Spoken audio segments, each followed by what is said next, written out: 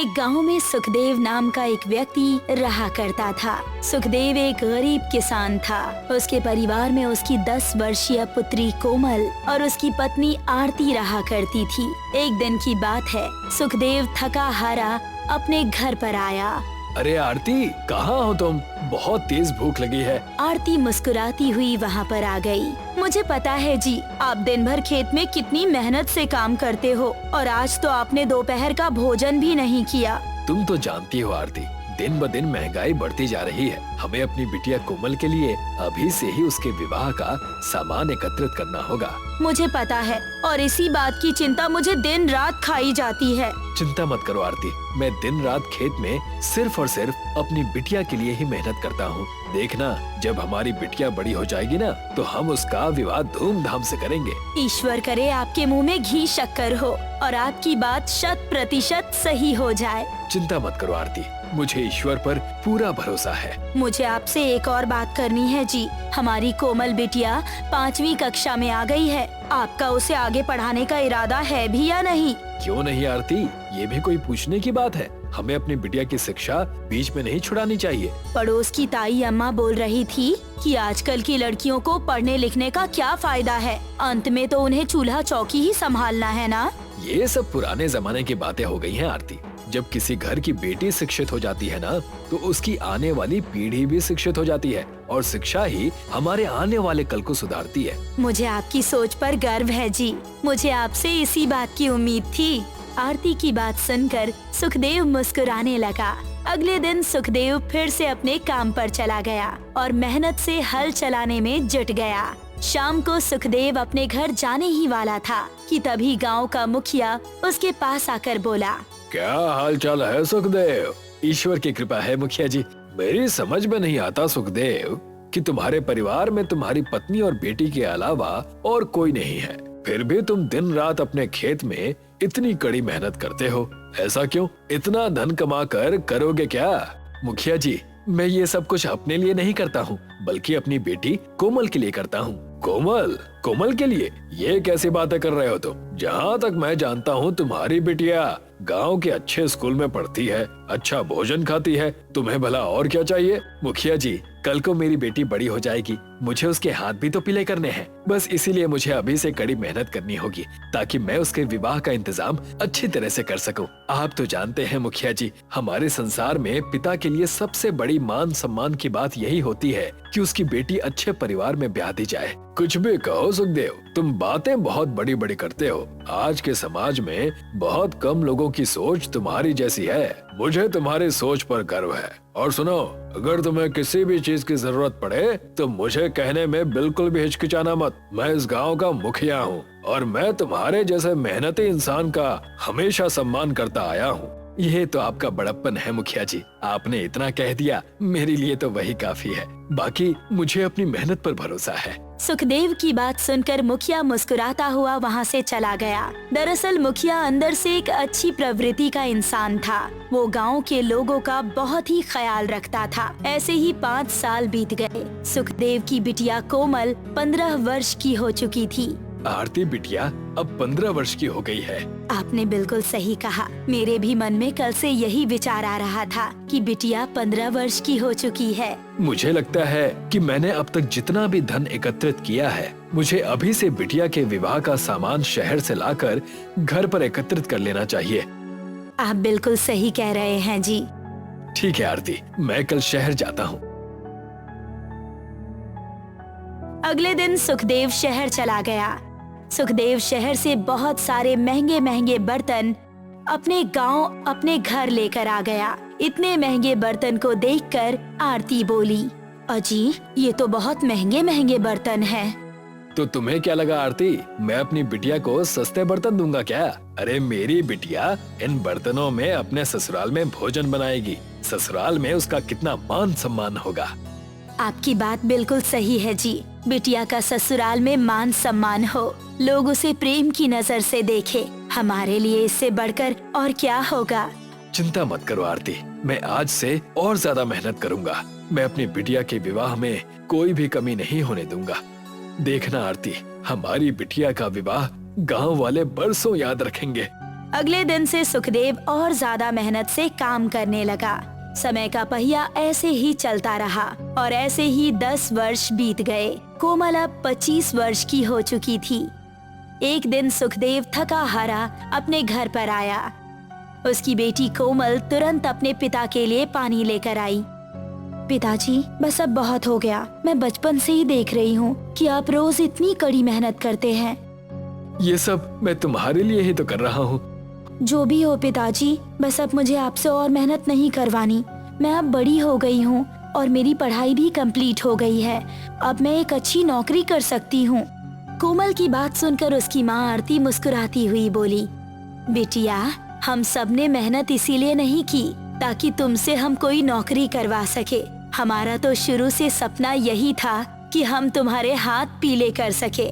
तुम्हारी माँ सही कह रही है कोमल। कल मैं शहर जाकर तुम्हारे विवाह के लिए और भी आधुनिक महंगा सामान खरीद कर घर ले आऊंगा। मुझे आपसे एक और बात करनी है जी।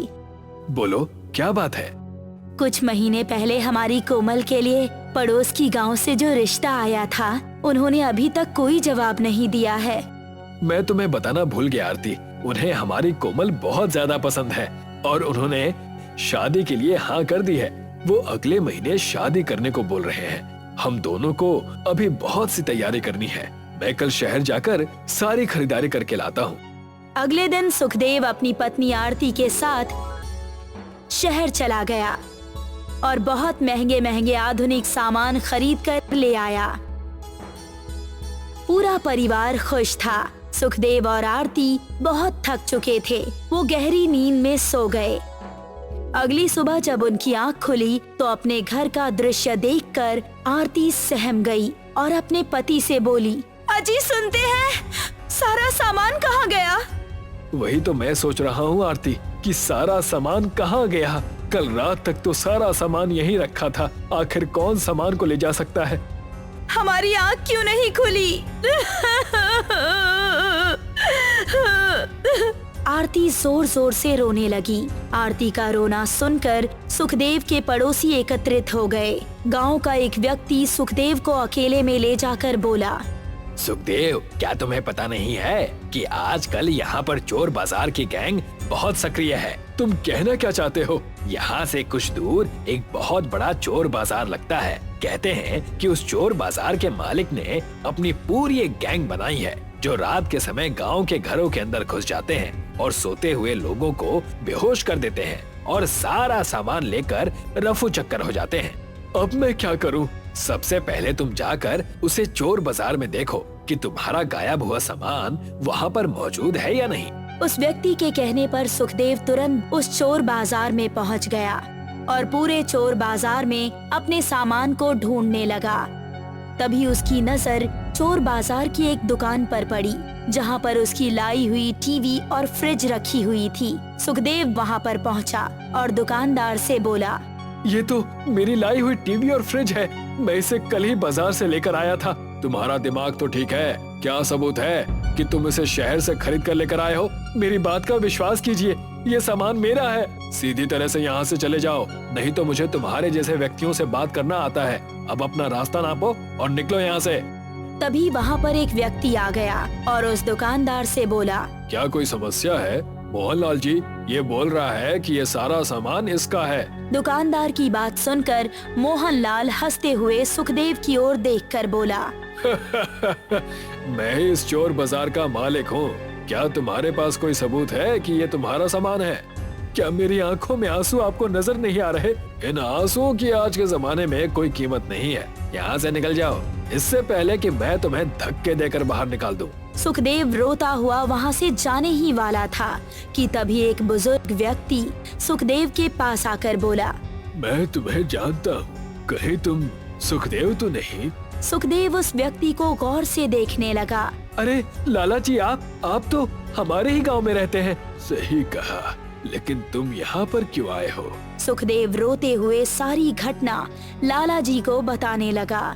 मैं सब समझ गया सुखदेव, तुम्हारे साथ वाकई बहुत बुरा हुआ है। तुम एक काम करना, तुम यहाँ पर कल आना, मैं तुम्हारी जरूर मदद करूँगा। सुखदेव रोता हुआ वहाँ से चला गया। लाला जी सीधे उस चोर बाजार के मालिक से जाकर बोले, मोहनलाल जी, मैं आपके चोर बाजार में बरसों से मुनीमगिरी कर रहा हूँ। आपके किए हुए कई गलत काम भी मैंने अनदेखे किए हैं और उसके लिए मैंने आज तक आपसे कुछ नहीं मांगा। आखिर तुम कहना क्या चाहते हो? मैं चाहता हूँ कि आप सुखदेव के घर का सामान वापस कर दें। कौन सुखदेव? कैसा सुखदेव और कैसा सामान? तुम जानते हो लाला जी कि मेरा धंधा क्या है? हमारी गैंग इतने लोगों के घरों में चोरी करती है, मैं कैसे बता सकता हूँ? अभी जो व्यक्ति तुम्हारे पास खड़ा रो रहा था, उसका नाम सुखदेव है। कल रात उसके घर पर आपकी गैंग ने चोरी की। वो व्यक्ति बहुत ही शरीफ है और मैं उसे 20 सालों से कड़ी मेहनत करते हुए देख रहा हूँ। मैंने उसे एक एक रुपया अपनी बेटी की शादी के सामान के लिए बचाते हुए देखा है। आपके गुंडे उस व्यक्ति के घर पर चोरी कर कर सामान ले आए। सोचिए उसके दिल पर क्या बीतती होगी। अगर मैं ये सब देखने लगा ना तो मेरा धंधा तो बंद हो जाएगा। लाला जी, बेहतर यही होगा कि आप अपने काम से काम रखिए और यहाँ से निकल जाइए। और हाँ, ये मत बोलिए कि आप यहाँ पर मुनीम हैं, मालिक नहीं। मालिक मैं हूँ और यहाँ पर जो मैं कहता हूँ वही होता है। चोर बाजार के मालिक की बात सुनकर बुजुर्ग व्यक्ति मुंह लटकाकर वहाँ से चला गया। वो रात भर अपने घर पर सिर्फ और सिर्फ सुखदेव के बारे में ही सोचता रहा। अगले दिन वो फिर से चोर बाजार पर अपने काम पर निकल गया। सुखदेव उसका पहले से ही वहाँ इंतजार कर रहा था। मैं आ गया हूँ लाला जी, आपने कहा था ना कि आप मेरी मदद करेंगे। हाँ सुखदेव, मैंने कहा था। अच्छा ये बताओ, क्या तुम्हारे पास कुछ पैसे हैं या नहीं है? मैं एक एक रुपए का सामान खरीद कर कल ले आया था। यकीन मानिए लाला जी, अब मेरे पास खाने तक के पैसे नहीं है और मुझे अपना ही सामान 2 गुनी कीमत पर खरीदना पड़ रहा है। मैं इतनी जल्दी इतने सारे पैसे कहाँ से लेकर आऊंगा? आप जानते हैं कि मैं एक स्वाभिमानी व्यक्ति हूँ, किसी के सामने हाथ भी नहीं फैला सकता। लाला जी को सुखदेव पर बहुत ज्यादा तरस आ गया। उन्होंने कुछ रुपए सुखदेव के हाथों में रख दिए और बोले, जाओ इस चोर बाजार में जहाँ जहाँ तुम्हें अपना सामान नजर आए उस सामान को खरीद लो। मैं तुम्हें चोर बाजार में खरीदारी करने के नियम बताता हूँ। तुम अपना सामान जब वहाँ से खरीदोगे तो कम से कम सिर्फ एक रेट बोलना। वो दुकानदार तुम्हें हर तरफ से कहेगा कि इतने में नहीं मिल पाएगा, लेकिन तुम अपनी बात पर कायम रहना। अंत में वो तुम्हें तुम्हारी ही रेट पर सामान बेचने के लिए तैयार हो जाएगा। ये बात तो सही है लाला जी, लेकिन ये पैसे मुझे आप दे क्यों रहे हैं? चिंता मत करो, मैंने इस चोर बाजार से बहुत कुछ कमाया है। तुम मेरे गांव के ही हो और मैंने तुम्हें सालों से मेहनत करते हुए देखा है। मैं तुम्हारी मदद करके कोई एहसान नहीं कर रहा, बल्कि अपने ऊपर उपकार कर रहा हूँ। शायद मेरे पाप का यही प्रायश्चित होगा। अब देर मत करो, इससे पहले कि तुम्हारा सामान बाजार में बिक जाए। लाला जी की बात सुनकर सुखदेव लाला जी के बताए अनुसार अपना सारा सामान खरीदने लगा। कुछ ही दिनों में सुखदेव अपना सारा सामान खरीद कर ले आया और कुछ दिन बाद सुखदेव और उसकी पत्नी लाला जी के घर पर गए, मगर उन्हें वहाँ पर लाला जी नहीं बल्कि उनकी पत्नी मिली। अरे, आप तो सुखदेव और उनकी पत्नी आरती है ना? जी हाँ, हम लाला जी से मिलना चाहते हैं। उन्होंने हमारे ऊपर जो एहसान किया है वो मैं जीवन भर नहीं चुका सकता। दरअसल कल रात लाला जी ने चोर बाजार के मालिक को गिरफ्तार करवा दिया, क्योंकि लाला जी खुद जुर्म के बराबर में शरीक थे। इसीलिए पुलिस उन्हें भी अरेस्ट करके ले गई। उन्होंने कहा था कि आप लोग यहाँ पर जरूर आएंगे। दरअसल सुखदेव के आंसुओं ने लाला जी जैसे व्यक्ति के अंदर की ईमानदारी को जगा दिया था और वो चोर बाजार में नौकरी करते हुए भी ईमानदार बन गया था। उसके बाद सुखदेव ने अपनी बेटी कोमल की शादी धूमधाम से की और कन्यादान करके कोमल को घर से विदा कर दिया। रमिया और बंडिया नाम के 2 मछुआरे वसई गांव में रहते थे। दोनों एक दूसरे के पड़ोसी थे। दोनों रोज मछलियां पकड़ने समंदर में जाते। रमिया हंसमुख स्वभाव का था।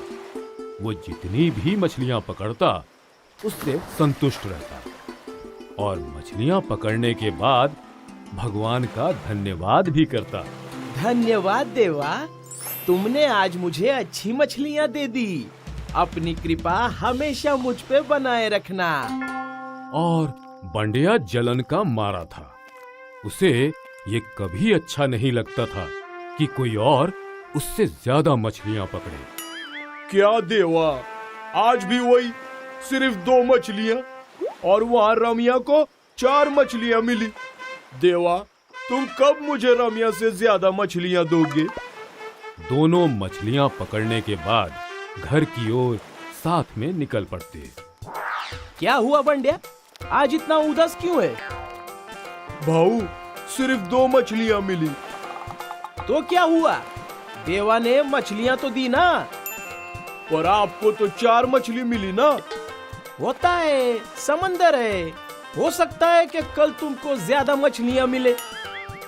बंडिया रमिया की बातों पे ध्यान नहीं देता और निराश होके चलता रहता है। रमिया अपने घर पहुंचा और उसकी पत्नी रमा पानी लेके आई। काय मग, आज कितनी मछलियां मिली? 4 मिली है। देवाची कृपा है। पता है, आज बंडिया बहुत उदास था। काय को? क्या हुआ बंडिया भाऊजी को? उसको सिर्फ 2 मछलियां मिली ना। अगर तर काय झालं, हर दिन एक जैसी मछली थोड़ी मिलती है। मैंने भी यही बोला उसको, पर वो समझा ही नहीं। कोई नहीं, हम उनकी उदासी ठीक कर देंगे। उनके लिए कुछ मीठा बनाती हूँ। वहाँ बंडिया अपने घर पहुंचा। काय झालं, आज भी कम मछलियाँ? हाँ, सिर्फ 2। और रामिया भाऊजी को कितनी मछलियाँ मिली? 4। पता नहीं सिर्फ तुमको ही कम मछलियाँ क्यों मिलती हैं। उदास बंडिया और उदास हो गया। बंडिया अपना मछलियों का जाला साफ कर रहा था, तभी रमिया और रमा वहाँ आए। बंडिया भाऊजी, ओ बंडिया भाऊजी। अरे दादा, वहीनी आइए आइए। जया, रामिया दादा और वहीनी आए हैं। जया बाहर आई। रमा ने अपने हाथों की थाली जया को दी। ये मिठाई तुम्हारे और बंडिया भाऊजी के लिए है। धन्यवाद ताई। हाँ? ये किस खुशी में दादा? बस ऐसे ही तुझे खुश करने। धन्यवाद दादा। चल, अब हम चलते हैं। रमिया और रमा वहाँ से निकल गए। तुम्हें खुश करने नहीं, तुम्हें जलाने। जब देखो अपनी अच्छी किस्मत का दिखावा करते हैं दोनों। बंडिया और जया जलन की आग में जल रहे थे। अगले दिन।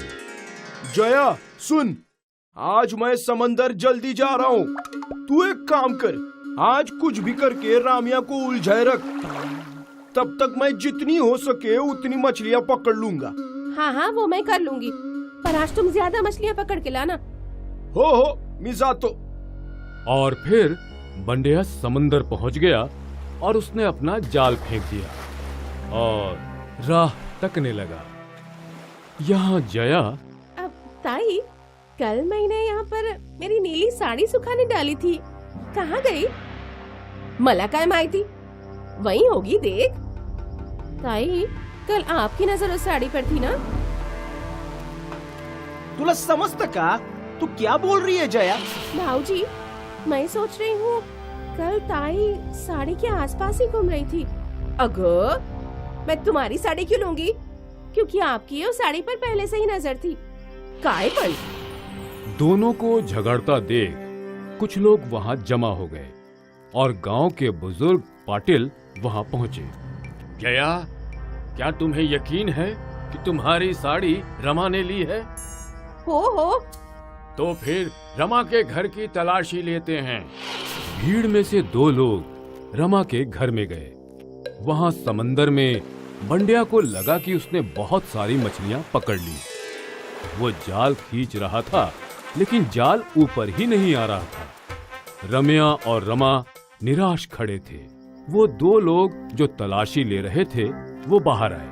पाटिल जी, रमा के पास कोई नीली साड़ी नहीं है। क्या तुमने हर जगह देखी? हाँ, सभी जगह देख ली। ठीक है जया, इसका मतलब रमा ने तुम्हारी साड़ी नहीं चुराई और तुमने उस पे ये झूठा इल्जाम लगाया। बंडिया पानी में कूदा और उसने देखा कि उसके जाल में पत्थर फंसे हैं, मछलियां नहीं।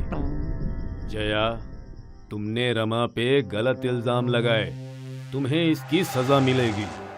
अगले 1 महीने तक तुम रमा के घर का सारा काम करोगी। जया निराश हो गई। कुछ देर बाद बंडिया घर लौटा। उसने जया को सब बताया और फिर जया ने भी उसे पूरा किस्सा बताया। अरे बाप रे, हे काय केलं आपण? मछली भी नहीं मिली और अब तुम्हें सजा भी काटनी पड़ेगी। देवा रे देवा। बंडिया और जया की जलन ने उन्हें सजा दिलवाई। इसीलिए कहते हैं, दूसरों का बुरा सोचेंगे तो पहले अपना ही बुरा होगा। रम्या एक मछुआरा था जो समुंदर के किनारे रहता था। रम्या रोज अपने दोस्त बंदिया के साथ समंदर में मछलियां पकड़ने निकलता। नाव को समुंदर के बीच में ले जाकर, राम्या भाऊ, एक सवाल पूछूं क्या मैं? अरे पूछना बंडिया। ऐसी कौन सी चीज है जो दिन में सोती है और रात में रोती है, और जितना ज्यादा रोती है उतना उजाला देती है? दिन में सोती, रात में रोती। नहीं पता ना भाऊ? मैं बताऊं क्या? अरे रुक थोड़ा, ये तो मोमबत्ती है जो दिन में नहीं जलती और रात में जलती है, तो उससे मोम पिघल के गिरता है और रोशनी भी देती है। बराबर की नहीं? क्या भाऊ, इस बार भी आप ही जीत गए। रम्या पढ़ा लिखा नहीं था पर होशियार जरूर था। रम्या घर पहुंच के अपनी पत्नी के साथ खाना खाता है। अहो, बंडिया भाऊजी बोल के गए हैं कि वो कल नहीं आएंगे। वो अपनी पत्नी को लेकर सासरवाड़ी जा रहे हैं। ओह ठीक है।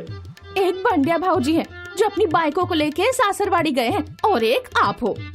अगले हफ्ते तुमको भी लेके जाऊंगा तुम्हारे माँ के घर। सच्ची? अगबाया। रम्या की पत्नी बहुत खुश थी। अगला दिन आया। रम्या आज अपने घर से अकेले ही मच्छी पकड़ने के लिए निकल पड़ा। चलो कोई बात नहीं, आज मैं अकेले ही मच्छी पकड़ूंगा। रम्या नाव लेकर समुंदर में निकल पड़ा। थोड़ी दूर पहुंच के उसने अपना जाल फेंका और बैठ के राह ताकने लगा। कुछ देर बाद उसने जाल पकड़ा तो उसे लगा कि उसके जाल में बहुत सारी मछलियां फंसी हैं। उसने पूरी ताकत लगा के जाल खींचा।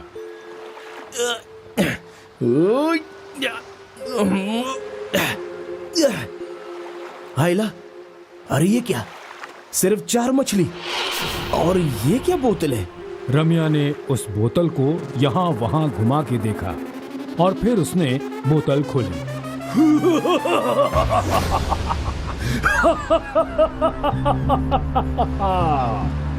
मैं पिंगारा हूँ। आज से 100 साल पहले मैं एक बहुत शक्तिशाली जादूगर था। मेरे नाम से हर एक जीव कांपता था, लेकिन एक श्राप के कारण मैं इस बोतल में कैद हो गया। तुमने मुझे आजाद किया, लेकिन अब मैं तुम्हें खा जाऊंगा। रम्या भूत को देखकर डर गया। अब रम्या सोच में पड़ गया। लेकिन मैंने तो तुम्हें आजाद किया, अब तुम मुझे ही खाओगे? क्यों नहीं? 100 सालों से किसी इंसान को नहीं खाया। आज तो मेरी दावत है। अरे बाप रे, अब मैं क्या करूं? अब तुम कुछ नहीं कर सकते। तुम मेरा खाना बनोगे। मुझे पता है तुम मुझे खा लोगे, पर मेरी एक आखिरी इच्छा तो पूरी कर दो। इच्छा? क्यों? अच्छा ठीक है, बताओ क्या है तुम्हारी आखिरी इच्छा? तुम इतने बड़े और शक्तिशाली हो, पर मुझे समझ में नहीं आ रहा है कि तुम इतनी छोटी बोतल में समा कैसे गए? तुम इंसानों को ऐसे आड़े टेढ़े सवाल ही आते हैं। रुको, मैं तुम्हें दिखाता हूँ कैसे। भूत ने अपना आकार छोटा कर लिया और वो उस बोतल में चला गया, और रम्या ने झट से बोतल का ढक्कन लगा दिया। बाबा रे बाबा, आज तो मेरा किस्सा ही खत्म हो जाता। नको रे बाबा, ये बोतल नको। रम्या बोतल को वापस समंदर में फेंक देता है और अपने घर की ओर लौट आता है। रम्या की होशियारी ने उसकी जान बचाई। अगर मेरी कहानी अच्छी लगी तो सब्सक्राइब करो मेरा चैनल कुकू टीवी।